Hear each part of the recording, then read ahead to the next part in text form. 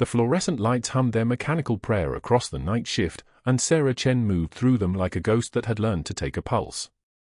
12 hours. That's what stretched ahead of her, from 11 p.m. to 11 a.m., 5 nights a week, pushing medication through 4 lines and checking oxygen saturation on patients who'd never know she could intubate a trachea under fire or perform a needle decompression with her eyes closed in the dark. She'd worked under worse conditions. Sanjin Valley. Fallujah. A forward operating base in Loga province where the operating table was a wooden door balanced on ammunition crates and the anesthesia ran out by hour 3. St. Michael's Hospital in San Antonio felt like luxury. Clean. Climate-controlled. Sterile in ways that mattered. The night shift suited her. Fewer questions. Fewer eyes. The day nurses operated in daylight, where everything showed competence, credentials, the PhD after your name that opened doors and closed them in equal measure. Night shift meant autonomy. Meant she could work the way she'd been trained, back when training meant something different than textbooks and simulation labs. When training meant staying alive when everything wanted you dead. Her badge clattered against her chest as she moved from the supply room toward ICU. 7 patients tonight. The usual constellation of post-surgical recoveries, acute presentations, 1 cardiac patient 3 days out from a stent placement. Routine. Manageable. Safe. She'd chosen this hospital deliberately, a 247-bed facility in Texas, far enough from where Navy intelligence ran its active operations but close enough that oversight existed. Oversight meant structure. Structure meant she could do her job without improvising, and Sarah Chen had learned that improvisation was how people got killed. The ICU bay opened before her like a mouth exhaling machines. Ventilators. Heart monitors.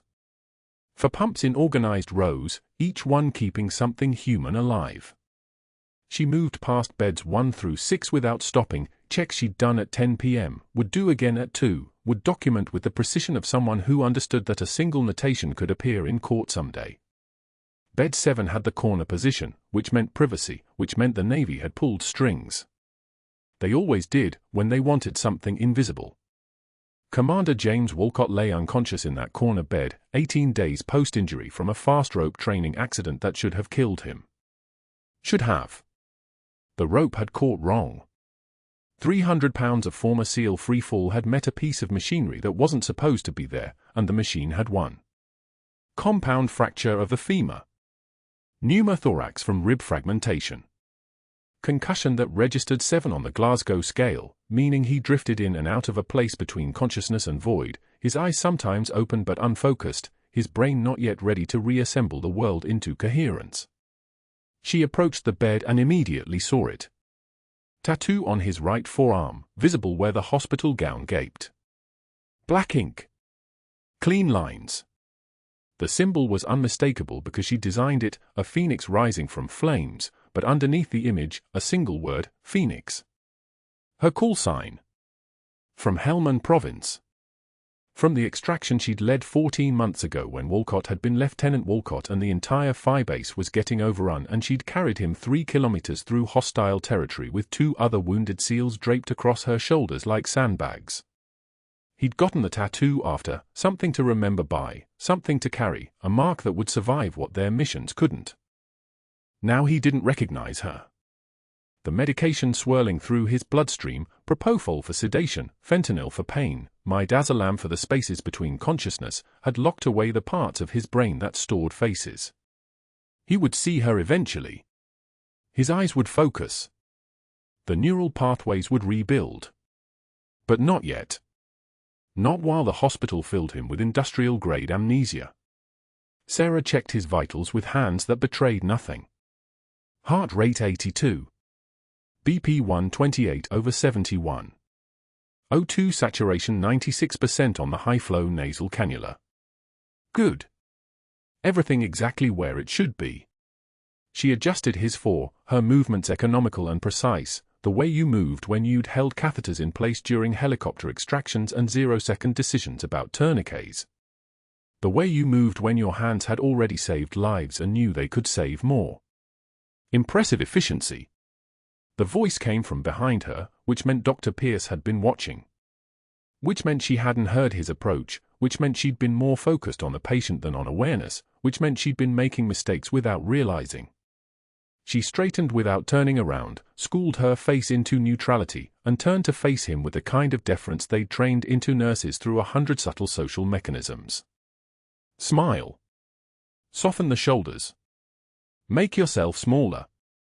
Just following the care plan, Doctor. Dr. Pierce stepped closer to the bed, moving like a man who'd never questioned his right to move through any space. Expensive shoes. Italian, probably. The kind of shoes that announced you'd never had to run for your life or sleep in dirt. He was reading Wolcott's chart now, his expression cycling through something that looked like assessment but landed on contempt. Sarah recognized contempt. Contempt was predictable. Contempt followed patterns. How long have you been a registered nurse? He asked, not looking up from the chart. 7 years this November. And before that? Different work. The lie came so naturally that her voice never wavered. Different work. That was one way to describe carrying a rifle and combat load across 112 kilometers of Afghanistan while your brothers bled out in your arms. Different work. That was one way to describe the 14 months she'd spent in Helmand province learning that human bodies were more fragile than any weapon and that sometimes the only way to save someone was to be willing to become something the enemy was afraid of. Different work. Dr. Pierce finally looked at her then, and something flickered across his face, a recognition of nothing, really, but the flicker mattered. It was the moment where he decided she was beneath him. His eyes traveled down her body as if taking measurements. Young. Small-framed. Steady hands, which annoyed him because it meant she could do something competently that he'd taken 6 years of postgraduate medical education to accomplish. The calculus of it burned across his face. He'd sacrificed. He'd paid. He'd earned the letters after his name through an algorithm of sacrifice and time and money and social positioning, and somewhere in his neural architecture was the belief that those letters were worth something beyond their utility, that they meant something about his essential humanity, about his right to authority. A nurse with no advanced degrees was a threat to that architecture. You understand your scope of practice, I assume, he said. Not a question. A statement of the parameters he was about to enforce. Yes, doctor. Vital signs. Catheter care. Basic patient hygiene. The things they teach you in your RN program. He paused, letting the implication settle into the air like sediment. Your RN program. The lesser program. The program for people who weren't destined for better things. You're not to make clinical decisions. You're not to interpret test results. You're not to adjust medication protocols without explicit physician order. You come to me with concerns. You don't act on them. Understood. She nodded. Compliant. A good nurse. The kind of nurse that disappeared into the background and didn't ask questions and let the doctors be doctors. Understood, doctor. Pierce left then, satisfied with the exchange, the way predators are satisfied after establishing dominance over something smaller. Sarah watched him go, watched the cut of his shoulders and the angle of his jaw and the way he carried his contempt like jewelry. He was competent enough at his job. That was the dangerous part. Incompetent people were predictable in their failures. Competent people who despised you could do real damage. She turned back to Wolcott and continued her assessment. His catheter output over the last hour was adequate. His blood glucose had ticked up to 147, within the acceptable range for post-surgical stress response. His breathing remained steady, his chest rising and falling in the mechanical rhythm of recovery. She adjusted his blanket, tucking it around his shoulders the way she'd learned from a trauma surgeon in Kandahar who'd been more interested in comfort than protocol, who'd understood that the body healed better when it felt secure. Behind her eyes, in a place she kept locked away from every camera and every conversation, the thought arrived, he knows me. He doesn't know that he knows me, but the recognition lives somewhere in his body. Muscle memory. The cells still remember the fight. The extraction. The way her hands had held him together when everything else was falling apart. But those hands could do nothing yet. Those hands had to stay small. Had to stay quiet. Had to work within the narrow confines of what Dr. Pierce and the hospital and the entire architecture of civilian medicine decided a night shift nurse was permitted to accomplish. Sarah documented her findings in the electronic medical record at exactly 11:41 p.m., BP stable, vitals reassuring, patient continuing to improve as expected per post-surgical day 18. Just observations. Just data. Just the quiet work that nobody watched and nobody questioned, which meant it was the safest place to hide a captain with a Navy Cross and 2 Purple Hearts and a classified mission that required her to sit in this hospital while monitors beeped their mechanical prayers and keep Commander Wolcott alive without anyone knowing why she actually cared. The night stretched ahead of her.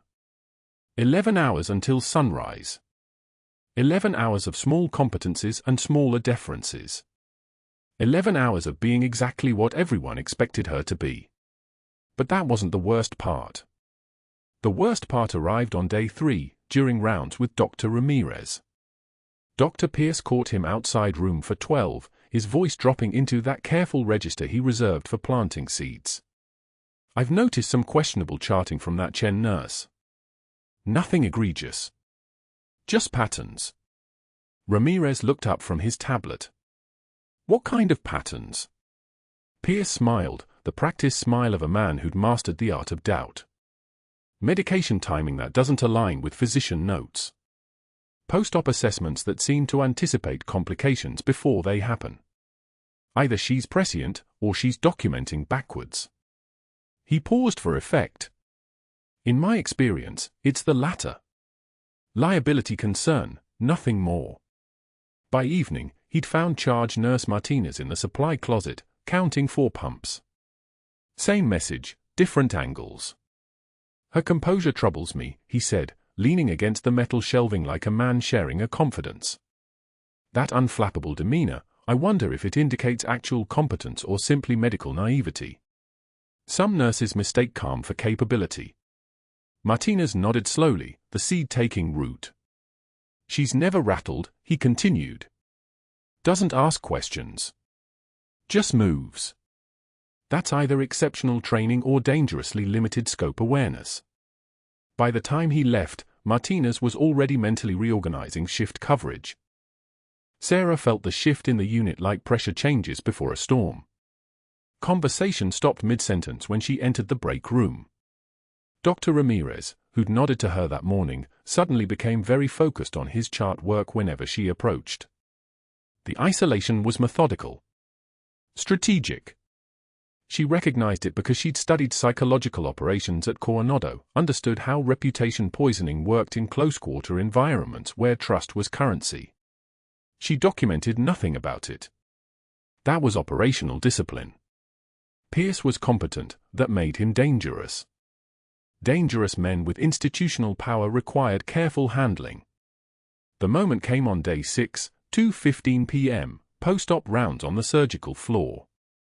Sarah entered room 307 where a vascular surgery patient lay exactly where Dr. Brennan's resident had positioned him, flat on his back, right hip bearing full pressure against the mattress. 3 days post-op. The placement would cause a pressure ulcer within 48 hours. She could see the blanching of skin already, the inflammation beginning its argument with bone. Sarah moved with the quiet efficiency of someone who'd triaged far worse than protocol violations. She adjusted the bed angle to 30 degrees, positioned a pillow under the right hip, redistributed the weight across the sacrum. Textbook. Standard. Necessary. The patient's daughter, sitting in the corner chair, watched with the gratitude of someone who recognized competence when they saw it. Dr. Pierce entered 3 minutes later with 2 interns trailing behind him like satellites.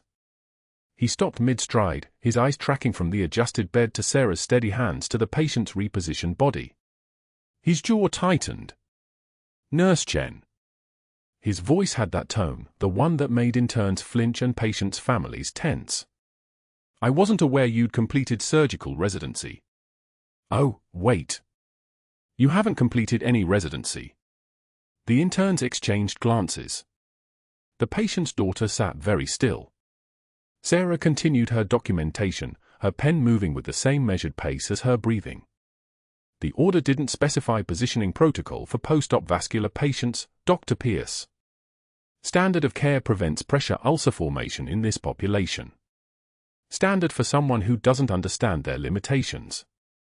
He turned to the interns, moving his voice into teaching mode, which meant performance. Perhaps Florence Nightingale here can explain to actual medical professionals why she's countermanding physician orders. The intern's faces flushed. Sarah's jaw tightened for exactly 2 seconds, a hairline fracture in her composure, then settled back to neutral. She turned a page in the chart. Made another note. Continued existing in the space where Pierce had just tried to erase her. The positioning prevents complications, she said quietly. I'm documenting the clinical rationale for the protocol adjustment. Pierce smiled, the expression of a man who'd just won something. Of course you are. He gestured to the interns. Follow me. Let's review appropriate scope boundaries. As they left, he was already launching into a lecture about chain of command, about nurses knowing their place, about the dangers of nurses overstepping into medical decision-making. His voice carried down the hallway like artillery fire, intended to reach everyone within earshot. The patient's daughter waited until the footsteps faded, then reached for Sarah's hand. Thank you, she whispered. My mother was here last year. They left her in the same position for 6 hours. She got an infection. Sarah squeezed her fingers once, nodded, and continued her rounds. Professional. Contained. Silent. But that night, in the break room, the silence was different. Accusatory. Sarah pushed through the door at 8:56 p.m., her lunch container in hand, and conversation stopped mid-word. 3 nurses scattered like startled birds, Martinez, Chen from ICU, young Rodriguez from nights. Chairs scraped against linoleum. Lunch containers closed. Within 60 seconds, the room belonged only to Sarah and the fluorescent hum overhead. She sat anyway, opened her protein bar, stared at her reflection in the darkened window of the vending machine. A ghost. A problem. Something that had disrupted the social equilibrium. She didn't flinch. She didn't retreat to the bathroom or her car. She sat and ate and watched her reflection like it belonged to someone else entirely. By day 9, the pattern had calcified. The break room emptied. The nurse's station grew quieter when she approached. Even the residents, young, idealistic, supposedly still capable of thinking independently, had begun avoiding eye contact. Dr. Pierce had done something remarkable in 9 days. He'd made her invisible without removing her from the building. What happened on day 12 was inevitable. Sarah arrived at 6:50 a.m. for her shift, 40 minutes before official start time, and found the unit board outside the charge nurse station. The write-up was impossible to miss. Red marker. Large print. Visible from the hallway. Sarah Chen, insubordination and overstepping scope of practice, formal warning. Every staff member arriving for the 7 a.m. shift would see it. Every family member asking for the nice nurse from the night shift would see it. The message was clear, she was marked. Flagged. Unreliable. Sarah stood before the board for 8 seconds, her eyes moving across each letter. Her jaw clenched once. Just once. Then she turned and walked toward the ICU, her pace unchanged, her posture identical to every shift that had come before. She pulled up the first patient's chart. Checked vitals. Reviewed medications. Began her rounds as if the board had contained nothing but shift schedules and lunch announcements. At 10:02 p.m., during her break, she opened her locker and her hand found the folded flag, the one she'd carried from Helmand province, the one she'd held while another body was being prepared for transport. The one that had belonged to someone she couldn't save despite 2 kilometers of running through gunfire with another 2 soldiers on her shoulders. She touched the fabric once. Felt the weight of it. Felt her own trembling, barely visible, barely present, completely invisible to anyone who might have been watching. But no one was watching. No one ever was. That was the entire architecture of her current existence, a woman operating in plain sight while remaining unseen, carrying a classified mission inside a hospital that didn't know who was standing at their bedside. Her secure phone buzzed at 11:15 p.m., a coded message from Commander Brooks at Naval Intelligence, Wolcott Stable. Transfer window now 72 hours if vitals hold. Maintain position. Report anomalies. Do not break cover under any circumstances. Sarah deleted the message and returned to the ward. The write-up was still visible on the board as she passed. Dr. Pierce was visible through the observation window of his office, chest relaxed, expression satisfied. He'd won the battle for the unit's confidence. He'd isolated his target. He'd marked her publicly and faced no consequence. What he didn't understand was that she'd spent the last 9 days conducting a different kind of surveillance. She'd noted which doctors could be compromised, which nurses were vulnerable to manipulation, which visitors approached Wolcott's room with interest patterns beyond familial concern. She'd identified the foreign national who'd asked about Wolcott's condition 3 times in 2 languages. She'd documented the phone call from an unknown number that came through the ICU line at 3 a.m., the one the resident said was probably a family member, the one whose voice sounded distinctly not familial. The intelligence was flowing. The mission was proceeding. And the humiliation was simply noise, tactical background sound in a larger operation that Dr. Pierce couldn't possibly perceive. But that wasn't going to matter soon. Because in 72 hours, if everything held, Commander Wolcott was scheduled for secure transfer. And before that happened, something was going to break. Something always did. The monitor started screaming at 2:36 a.m. 3 short beeps. Then continuous. Sarah was at the medication cart 20 feet away when she heard it, and her body moved before her conscious mind caught up, muscle memory from Helmand province, from nights when a monitor's shriek meant the difference between a soldier coming home or going home in a flag. She was beside Commander Wolcott's bed in 4 seconds flat. His breathing had gone wrong. Not shallow. Labored. The kind of breathing that meant his body was working twice as hard for half the oxygen, his chest heaving with the desperation of a man drowning in air. Sarah's eyes moved across him with the precision of a trauma assessment, trachea deviated left, breath sounds absent on the left side, neck veins distended like cords, skin taking on that pale grey tint she'd learned to recognize in a dozen forward operating bases. The monitor showed it all, oxygen saturation dropping. 98. 94. 88. 82. Still falling. Tension pneumothorax. The diagnosis crystallized in her mind like a bullet finding its mark. Air trapped in the pleural space, compressing the lung, collapsing the heart. Every breath he took was making it worse. Every second they waited was a second his cardiac system got more compressed, more compromised. She'd treated this in the field with a needle and a prayer, with her hand steady while artillery whistled overhead and 3 men bled out on either side of her. She reached for the crash cart. Hands moving. 14-gauge angiocath. Chlorhexidine swab. The second and third intercostal space, midclavicular line, she could see the anatomy even in the darkness, her fingers finding the landmarks between his ribs like she'd done this 1,000 times. Because she had. The on-call resident appeared in the doorway like something pulled from a dream. Young. Fresh-faced.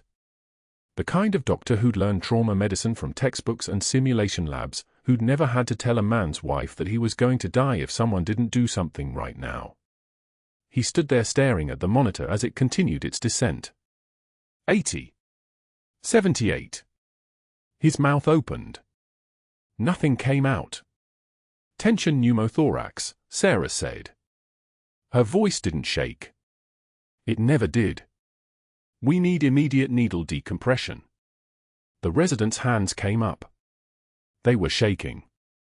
Actually trembling, like his nervous system was 1,000 hertz out of sync with the crisis happening 6 feet in front of him. He reached for the crash cart and then stopped. Reached again. Stopped. That paralysis Sarah had seen before in good people confronted with the mathematics of mortality, the part of your brain that freezes when the stakes are absolute. She was prepping the site when the footsteps came. Hard. Fast. Expensive shoes on linoleum, the sound like a judge's gavel hitting wood. Dr. Pierce emerged from the darkened hallway with the certainty of a man who'd never been wrong in his life, and his eyes went to the monitor, to the numbers that kept falling, to Sarah's hands already on the needle. Step back, Chen. Not a question. An order. The kind of order that expected compliance the way gravity expected apples to fall. We wait for the thoracic surgeon. Sarah didn't move. Her fingers held position. The needle was prepped. The site was clean. She could feel the resident's eyes on her, waiting to see who actually had authority in this room, the title or the competence. He'll be in cardiac arrest in 3 minutes, Sarah said. Her tone remained level as water. Less if we don't decompress the pleural space now. Wolcott's lips were taking on a dusky color. Not quite blue yet. Not yet. But getting there. The color of someone whose oxygen-carrying capacity was circling the drain. The monitor ticked down to 75. 73. His heart rate climbing in compensation, trying to push blood through a thorax that was crushing everything inside it like a closed fist. Pierce stepped forward. His voice went cold, the way a freezer goes cold, not angry, just dropping temperature until nothing living could survive in it. That is not your determination to make. You are a nurse. Step away from my patient. Now. There was a moment. One moment where Sarah could feel the weight of every policy manual, every credential Pierce held, every assumption he'd made about who got to make life-and-death decisions in his hospital. The moment where she could walk away and let the resident fumble and let Wolcott's oxygen saturation hit the floor and let the thoracic surgeon arrive 5 minutes too late to do anything but call time of death. She performed the needle decompression instead. Her hands moved like they'd done this before because they had. Not in a clean hospital with monitors and safety and backup a page away. Intense with dirt floors and the smell of diesel fuel and men screaming. She found the space between the second and third intercostal space, mid-clavicular line, and she pushed the angiocath through the chest wall with the kind of confidence that comes from being wrong once when someone died because of it. The hiss came. That sound. The sound of air escaping, of pressure releasing, of a body returning to a state where survival was possible. It was the same sound she'd heard in Helmand province when she'd done this procedure on a 23-year-old lance corporal whose name she still remembered and who'd survived because she hadn't hesitated. The monitor responded like she'd flipped a switch. The oxygen saturation climbed. 80. 85. 90. 95. Wolcott's color returned. His breathing eased. The frantic heaving stopped. His body relaxed back into the bed like a man surfacing from water, gasping but alive. But that wasn't the worst part. Dr. Pierce had already pulled his phone from his pocket. Already dialing. His voice was sharp and cutting as he spoke to someone on the night security detail, and Sarah watched him like she was watching an opponent in a ring, seeing the exact moment the calculation shifted in his eyes, not from how to save a patient, but from how to protect his authority. I need a security escort to the ICU, he said into the phone. Immediately. Restrain a staff member if necessary. The resident looked between them. Still paralyzed. Still not a person anymore, but a witness. A future testimony. Someone who would remember the night a nurse violated the direct order of a physician and got away with it. Sarah stepped back from the bed. Hands empty now. The crisis resolved but the cost already calculated. She could hear the footsteps coming. She'd heard footsteps like that before, heavy with institutional authority, the sound of consequences arriving on schedule. Commander Wolcott's eyes were starting to open. The sedation wearing off. His fingers twitched against the blanket, right hand, where the tattoo lived. Where her call sign was written in ink across his forearm from a night 9 years ago when they'd both believed they'd die in Sanjin Valley and neither of them had cared as long as the other one made it out. He didn't recognize her. The drugs kept him floating in that grey space between sleeping and waking, his eyes moving across her face like she was just another nurse, just another uniform, just another person in the darkness. She held his gaze for exactly 2 seconds. Then she turned away. The security escort arrived like something inevitable. 2 officers with the neutral expressions of people who'd been sent to do a job they didn't understand and didn't ask questions about. Sarah walked with them. Her back straight. Her head level. The entire night shift watched from their stations as she moved through the ICU, past the beds with their monitoring lights blinking like small prayers. She didn't speak. She didn't explain. She didn't defend herself or the decision she'd just made or the life she'd just saved, standing in direct defiance of the man who would decide whether she kept working at St. Michael's. The supply depot was in the basement. 3 levels down from the clinical floors, from the places where medicine actually happened. They gave her an assignment to the pending board review and told her to report to the supply manager in the morning. Told her not to return to the nursing floors. Told her that Dr. Pierce had filed a formal incident report citing dangerous insubordination and gross violation of scope of practice. At 3:17 a.m., she sat alone in the break room with the fluorescent lights making everything look like it belonged to another planet. The coffee in the machine was 8 hours old and tasted like burnt metal and regret.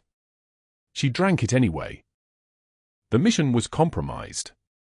That was the only thing that mattered now.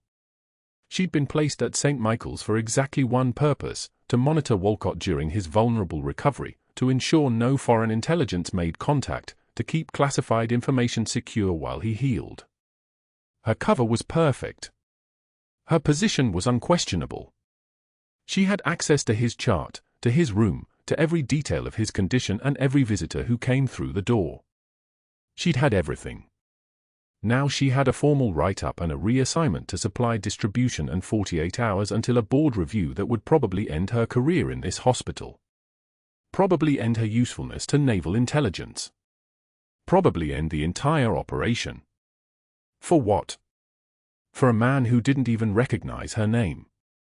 For a decision that any competent medical professional would have made.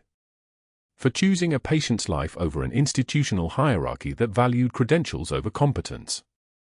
She didn't regret it. That was the problem. She didn't regret it at all. At 2:47 a.m., Sarah Chen walked out of St. Michael's Hospital into the San Antonio night like a soldier leaving a battlefield, not defeated, exactly, but displaced. The lobby doors hissed shut behind her. The parking lot sprawled empty under sodium vapor lights, rain beginning to fall in fat drops that tasted like iron and concrete. She'd turned in her badge 14 minutes earlier, her hand steady as she slid it across the desk, her face showing nothing while the nursing director read the termination language and Dr. Pierce sat in the corner chair like a man who'd won something he'd been hunting. The diner was 6 blocks from the hospital, the kind of place that stayed open for the graveyard shift workers and insomniacs and people who had nowhere else to go at 3 in the morning. The waitress didn't ask questions, just poured coffee into a chipped ceramic mug and left her alone in a booth by the window.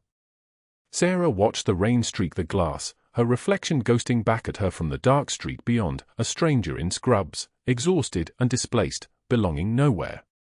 Her phone buzzed. Commander Brooks, the Naval Intelligence Liaison who'd placed her at St. Michael's 8 months ago. 2 words on the encrypted app: what happened? She stared at the message for 45 seconds before responding. Her fingers moved across the screen. Blue cover to save his life. Mission compromised. The reply came back in 30 seconds. Explain. Sarah set the phone face down on the table and lifted the coffee mug. It was already cooling, the warmth bleeding away like everything else. Like her mission. Like her career. Like the careful architecture of lies she'd built when she'd walked into St. Michael's 8 months ago as just a nurse, a traveling RN with excellent references and a background that checked out perfectly because naval intelligence had built that background one document at a time, one phone call at a time, one identity at a time. No one at this hospital knew about Helmand province. No one knew that the composure they'd mistaken for passivity came from holding a dying SEAL's hand while rounds chewed up the convoy around them. No one knew that Sarah Chen had carried 3 men including James Wolcott through 2 kilometers of hostile territory with a sucking chest wound that kept opening no matter how many times she'd applied pressure. No one knew that the hands they'd watched position post-surgical patients had been trained to perform emergency resuscitation with a field knife and nothing else, had stitched skin back together with dental floss under mortar fire, had held the line when the line was just the difference between living and dying. The flag was in her bag. She could feel its weight, the folded triangle of fabric that represented a teammate named Marcus Rivera, Force Reconnaissance Second Class, who died for blocks from the aid station with his head on her thigh while she'd tried to pack a wound that had already decided to let him go. She'd been carrying that flag since she'd buried him, 4 years ago, and she'd been carrying the weight of that day in her chest ever since, which was why she'd gone back. Twice. Why she'd run every mission that crossed her desk, why she'd answered every call, why she'd kept score in a mental ledger that never balanced. Because saving one patient, Commander James Wolcott, whose tattoo read Phoenix in Old English script, whose forearm had carried her call sign for 6 years before she'd even been assigned to monitor him, meant she'd owed a debt that might finally be paid. Except now the debt had come due in currency she couldn't afford. Sarah pulled her phone back, unlocked the secure app, and read the message thread from her assignment briefing. The language was clinical. Target has been exposed to classified no-foreign intelligence regarding asset positions in Helmand province. Foreign intelligence services may attempt contact during vulnerable recovery window. Your assignment: maintain proximity. Monitor for approach. Report immediately if breach suspected. Do not reveal operational status. Do not compromise assignment under any circumstances. Under any circumstances. Those words had felt abstract 8 months ago when she'd walked into St. Michael's with her RN license and her travel documentation and her cover identity so complete it felt like it might actually be real. She'd been a nurse. She was a nurse. The lines between the cover and the person had blurred somewhere around week 3, which was probably why she'd hesitated for exactly 0.7 seconds when she'd heard Commander Wolcott's oxygen saturation dropping, heard the monitoring equipment's distress call, heard the resident freeze and Dr. Pierce give an order that would have let a Navy SEAL die on her watch. She'd made a choice. Her hands had moved on their own, 8 years of trauma medicine, 6 years of field operations, 4 years of carrying a flag that represented the moment she'd promised herself no one else would die on her shift. The needle decompression at the second intercostal space, mid-clavicular line. The hiss of air escaping. The oxygen saturation climbing, 75. 82. 88. Stable. She'd saved his life. And she'd destroyed everything else doing it. The rain hammered against the diner windows like applause, like artillery, like every choice she'd made in the last 48 hours was finally catching up to her. Her reflection stared back from the glass, dark eyes, hollow cheeks, the kind of exhaustion that came from holding 2 identities inside one body and watching them tear each other apart. Commander Brooks would be calling soon. There would be meetings. There would be debrief protocols and damage assessment and a conversation with someone from Naval Intelligence about the fact that she'd blown a classified mission to follow her medical oath, which meant she'd violated her orders, which meant she'd compromised national security, which meant she'd potentially endangered every asset that Wolcott had been exposed to before his training accident. The flag was cotton and polyester blending together, fabric that had touched a dead man's body, that she'd folded with her own hands while standing in a FOB medic tent with Marines guarding the perimeter.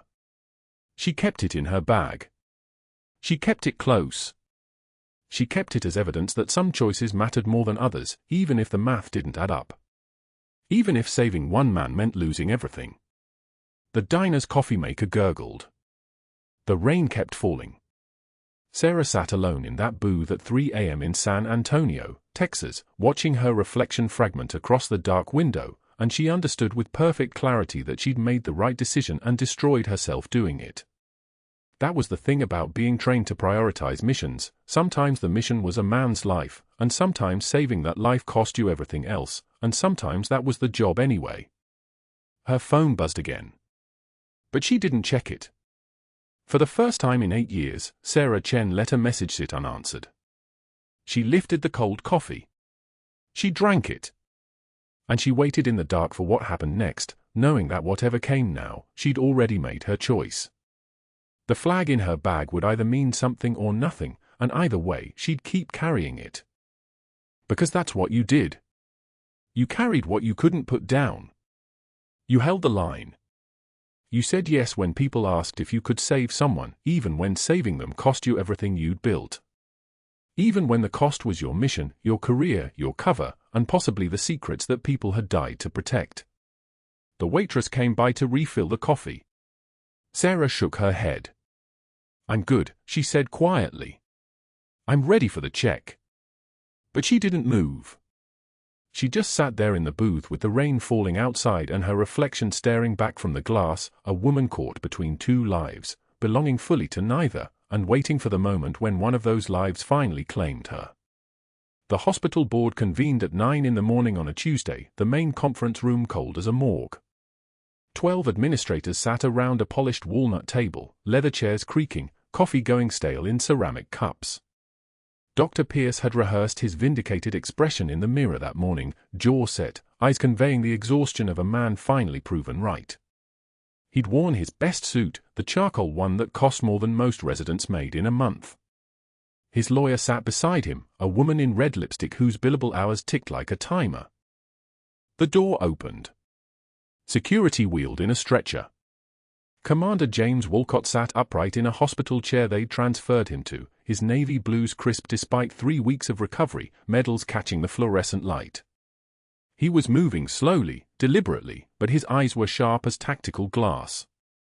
Medical advice had suggested he stay in bed, remain stable, avoid stress. He'd refused with the precision of a man accustomed to obedience. The room registered surprise. Boards didn't typically include patients. Wolcott didn't look at anyone. His gaze found the back corner where Sarah stood in civilian clothes, jeans, a button-down shirt, hair down for the first time anyone at St. Michael's had seen. She looked stripped of armor. She looked vulnerable. Then he whispered it. One word. Phoenix. The room didn't move. Didn't breathe. The fluorescent lights buzzed their mechanical hymn above the silence, and somewhere in that silence, calculation began. Administrators exchanged glances. Pierce's lawyer leaned closer, whispered something. He waved her off. A Marine administrator in dress blues pulled a folder from a black briefcase. His hands moved with the careful precision of someone handling classified documents, because he was. He opened the file, cleared his throat, and began reading. His voice was formal, ceremonial, the kind of voice that filled Arlington on rainy Tuesdays. Navy Cross citation. Captain Sarah Chen. For extraordinary heroism under fire on June 14, 2019, Helmand Province. Carried 3 wounded SEALs, including then-Lieutenant James Wolcott, through 2 kilometers of hostile territory under sustained small arms fire and rocket-propelled grenade attack. Medical evacuation denied due to airspace interdiction. Captain Chen maintained life support measures on all 3 casualties while engaging enemy positions, sustaining 2 gunshot wounds to her lower left leg and shrapnel fragmentation across her torso. All 3 SEALs survived. All 3 made full recovery. The words landed like rounds hitting body armor. Dr. Pierce's face had gone the color of institutional walls. His lawyer was checking her phone. In the back corner, Sarah's jaw was fixed at the same angle it had been when she'd held the needle decompressor in her hand while a surgeon froze. The same angle when Dr. Pierce had ordered her to step back. The same angle for 8 years of microaggressions disguised as policy enforcement. A visiting general stood. His uniform was a constellation of ribbons, and his face was the kind weathered by command. He looked at the file in the Marine administrator's hands, and something shifted in his posture, not surprise, but recognition. The kind of recognition that comes from reading names you've memorized. He saluted. A formal salute, fist to his heart, the kind given in hospitals only during ceremonies. Captain Chen. Silver Star. 2 Purple Hearts. He said her rank like it was a prayer. Like it tasted like truth. Dr. Pierce's mouth opened. His lawyer's hand gripped his sleeve. He stood up anyway, his chair scraping backward with the screech of a man losing control. This is completely inappropriate. We have protocols. Civilian jurisdiction. This board has no authority to. But his voice died. Someone had opened a laptop. Someone had pulled up the viral video. The image flickered to life on the conference room screen. It was Sarah, standing at the bedside of a post-operative patient. And it was Dr. Pierce, his face twisted into something that looked like contempt refined to art form. His voice came through the laptop speakers, that precious voice he'd modulated in medical school to convey both superiority and concern, now stripped of all pretense. Nurses don't understand physiology. They certainly don't understand the complexity of post-operative positioning. This is what happens when we let people practice beyond their training. This is reckless. This is dangerous. This is not a nurse. This is someone playing dress-up in scrubs. The silence that followed wasn't quiet. It had weight. It had pressure. The video was at 2 million views. Growing. Comments cascading faster than the algorithms could sort them. Healthcare workers were responding. Military personnel were responding. Doctors were responding. And somewhere in the viewing public was Dr. Richard Marsh, medical school legend, the man whose recommendation had opened every professional door Dr. Pierce had ever walked through. Within 6 hours, Dr. Marsh's statement went public. A brief message, posted on his verified account, that read, "I no longer recognize the person in this video as a physician in any ethical sense. His behavior violates every standard we taught him. His conduct brings shame to our profession." The words were like a knife, surgical and precise, because Marsh was precise about everything. The knife wasn't meant to wound. It was meant to sever. The severance was absolute. The board review lasted for hours. Dr. Pierce was placed on immediate administrative leave. His department head position was stripped within the week. The hospital issued a formal apology to Sarah that she received via certified mail while sitting in a Navy intelligence briefing room in Virginia. The clinic calls kept coming, St. Michael's phone lines melted down with demands for his termination. Local news picked up the story. National outlets followed. The hashtag trended for 36 hours. His wife watched the video on her kitchen table at 2 in the afternoon while he was still at work, and when he came home, she was already packing. She said one sentence, "I've always wondered who you really were at work." She was gone by Thursday. She took the dog. His colleagues stopped returning emails. Conference invitations evaporated like morning dew. The prestigious fellowship he'd been cultivating for 2 years sent a brief rejection. We've decided to go in a different direction. His network crumbled like old paper because networks are only as strong as the respect that holds them, and respect had left the building. 6 months later, Dr. Pierce drove a medical supply van across rural Texas. The job was legitimate, delivering equipment, checking inventory, consulting on basic cases for clinics that couldn't afford specialists. The work was necessary, noble even. But for a man who'd built his identity on status and credentials, on the weight of titles and the deference of subordinates, each morning was a small death. He saw her face in every news article about veteran healthcare. He saw the viral video replaying in waiting rooms. He saw his name in the comments section of Reddit threads, reduced to a footnote in someone else's story. The antagonist in a legend's narrative. Captain Sarah Chen completed her intelligence mission. Commander Wolcott was transferred to a secure facility where his classified information disrupted 3 separate terror networks. The mission was accomplished. The cover was blown. The sacrifice was made. She returned to active duty with force reconnaissance, but her face was too recognizable for deep cover work anymore. Instead, she was assigned to train combat medics at the Naval Special Warfare Facility in Coronado, California. Teaching the next generation the skills that saved lives in places where there was no margin for error, where hesitation meant body bags. On her first day in the classroom at the training facility, Commander Wolcott was waiting outside the door in his dress blues. He'd recovered fully. He'd been promoted to full commander. His arm was extended, and he was showing her the tattoo on his forearm, her call sign, Phoenix, in faded ink, a permanent record of the day she'd carried him out of Helmand province while his blood soaked into the dirt. "I got this the day after you carried me out," he said. "Didn't know your real name, but I knew I'd find you."